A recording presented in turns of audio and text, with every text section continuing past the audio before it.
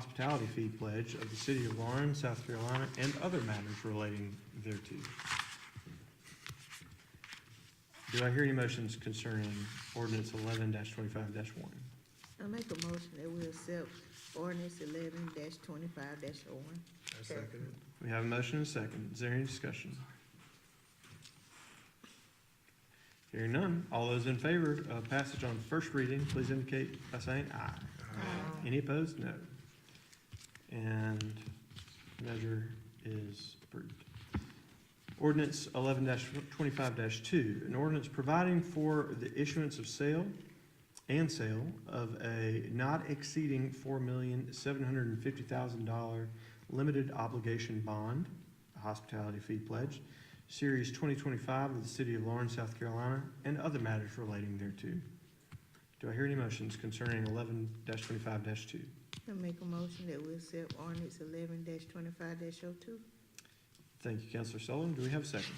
I second. I think Ms. Miller beat you just on the wire there. We have a motion and a second. Is there any discussion? Hearing none, I will call a question. All those in favor of passage of 11-25-2 on first reading, please indicate by saying aye. Any opposed? No. The measure is approved unanimously. Ordinance 11-25-3, an ordinance amending the budget of the city of Lawrence, South Carolina for the fiscal year beginning July 1st, 2025 and ending June 30th, 2026, and other matters relating thereto. Do I hear any motions concerning this ordinance? I make a motion that we approve ordinance 11-25-03. Second. We have a motion and a second. Is there any discussion? Hearing none, all those in favor of passage of ordinance 11-25-3 on first reading, please indicate by saying aye. Any opposed? No. The ordinance is approved unanimously on first reading.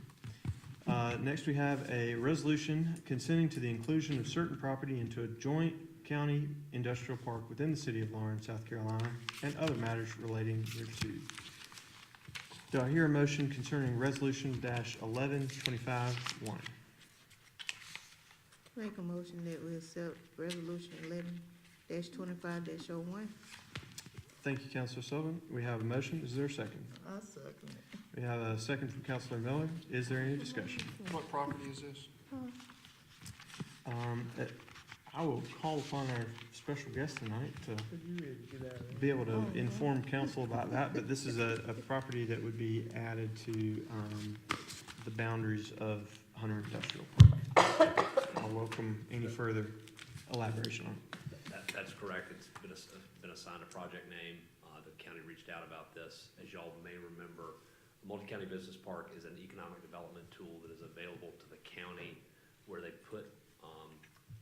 basically have the ability by ordinance to wave a magic wand over the properties that are identified within the park that they've created. Hunter Industrial Park is part of that project authorization. By waving the magic wand over the top of the property, it changes it from ad valorem property tax paying property, meaning they pay property taxes, to being a fee in lieu of tax paying property, which allows, because it's not a tax, it's now a fee, the county can manipulate, for lack of a better way to describe it, the way that the revenues within the park are distributed, including the ability to grant inducements and credits to the developments that happen in the park. And one of the things that's been offered to this particular project that's expanding within the park is a 50% special source revenue credit, which is just a fancy term for a tax abatement.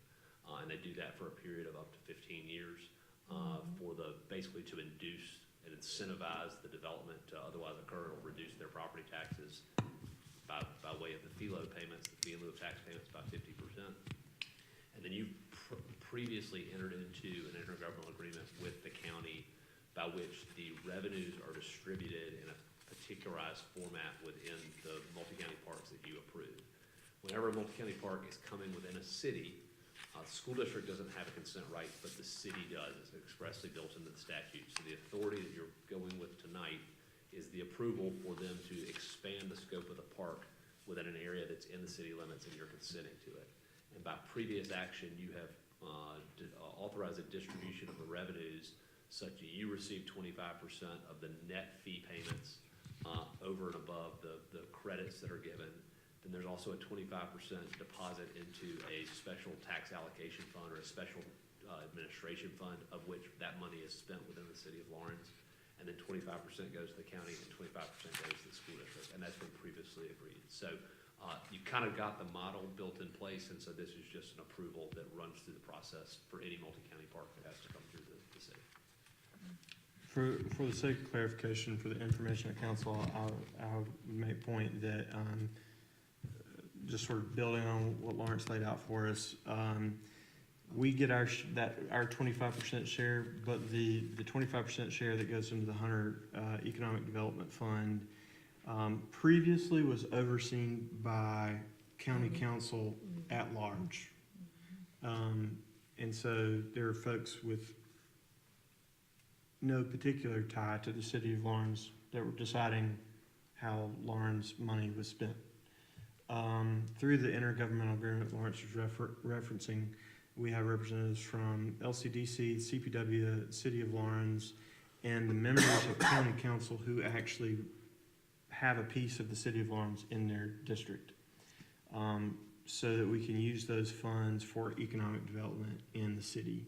And that could be anything from, contributing to the cost of new substation, to expand capacity, to serve large electric users at Hunter Industrial Park, to paving roads within Hunter Industrial Park, things that sort of plow those funds back into the soil so we can generate more revenue. So while we only get the 25% from Hunter as our direct allocation through that FILA agreement, that's not to say that we don't have some say in those additional funds through the Hunter Fund.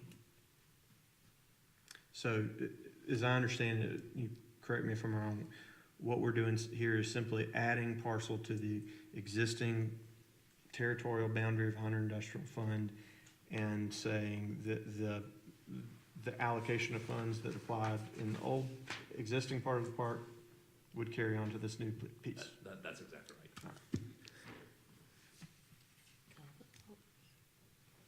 right. Any other questions? It sounds like Ms. Sullivan's ready to vote. If there is no further discussion, I'll call the question. All those in favor of Resolution 11-25-1, please indicate by saying aye. Any opposed, no. And the resolution is approved. I got the message, Ms. Sullivan. Okay. All right, moving on. We have Resolution 11-25-2, resolution appointing members to the Historic Preservation Committee, and an appointment of a hearing officer pursuant to Section 16 of the city's business license ordinance adopted in accordance with the 2022 Municipal Association of South Carolina Model Business License Ordinance. Do I hear any motions concerning this resolution? Business license. Make a motion. I make a motion that we accept resolution 11-25-02. Second. Thank you, Ms. Miller and Ms. Sullivan with a second. Is there any discussion? She's ready to get out of here. Do you want to know? Never mind. Dinner's calling, y'all. Giggles tonight. All right.